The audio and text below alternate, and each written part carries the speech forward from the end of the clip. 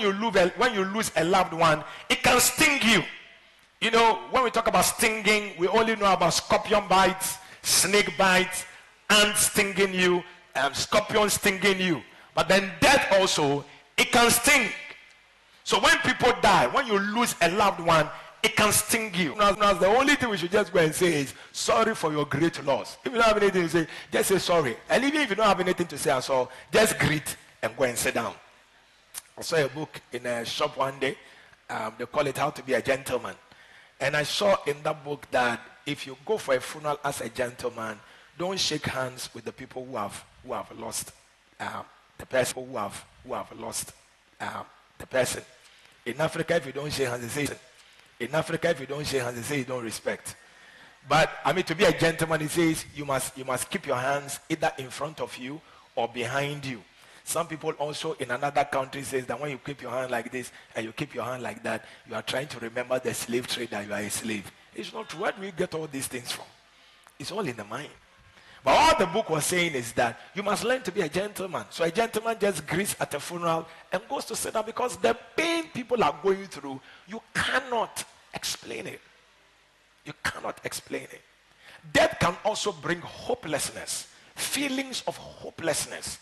You can suddenly begin to lose hope, because this is a person you had dreams with. You wanted to build a house with the person. You wanted to do something with the person, and the time had not come.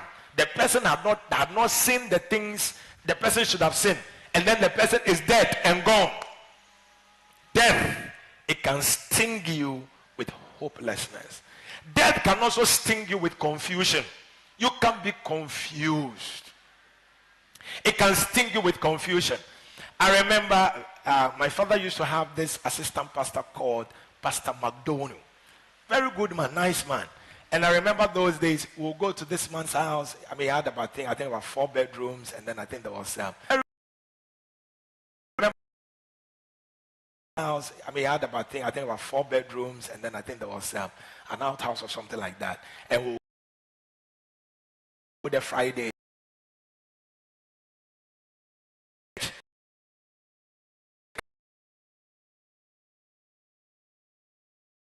And went to the hospital, Kolebu.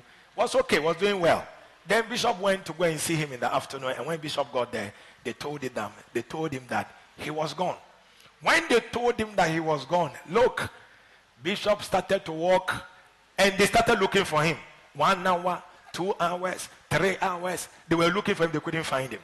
He was supposed to give an instruction whether they should put the body in the mortuary at Kolebu or put it at 37 or give it at Rich. But confusion had hit him. They found him at the seaside somewhere. I think Kolegono or Choko somewhere. That's where they found him. Confusion. When you lose a loved one, it can sting you with confusion. So there can be pain, there can be hopelessness, then there can also be confusion. It can disturb and trouble you. Dangerous. It makes death an enemy of man, because death, it can sting you. Sometimes families don't remain the same any longer after the death of a particular person. It can be a father, it can be a mother, it can be a sister, it can be an auntie, it can be a son, it can be a daughter.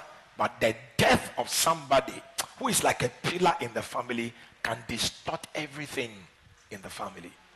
You know, sometimes there are some women like that. They are like, we call them unifiers. They are the one that brings aunties and uncles and everybody together, cousins, nephews, nieces, and everybody together, and they are together. If those people are gone, everything just scatters and everything is destroyed. So death is an enemy of man, because death together, cousins, nephews, nieces, and everybody together, and they are together. If those people are gone, everything just scatters and everything is destroyed. So death is an enemy of man, because death, Corinthians 15 verse 55 says, after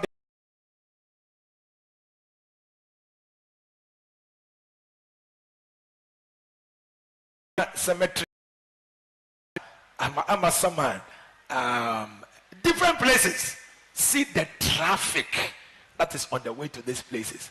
People are going to bury their dead. So death is an enemy because it gives the grave temporary victory. I say temporary. I wrote the victory because, but I made it temporary because one day All the people that it has swallowed, he will have to vomit them up. In Jesus' name. Number 3, another reason why death is an enemy of man is that the thought of it provokes fear. The thought of death stirs up fear in man. When the doctor tells you that you have that sickness, your mind immediately will travel to death.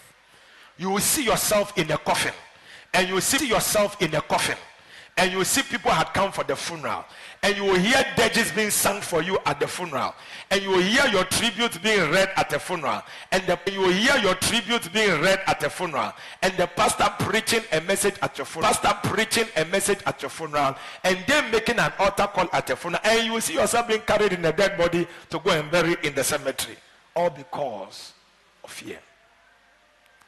When the doctor tells you that you have me,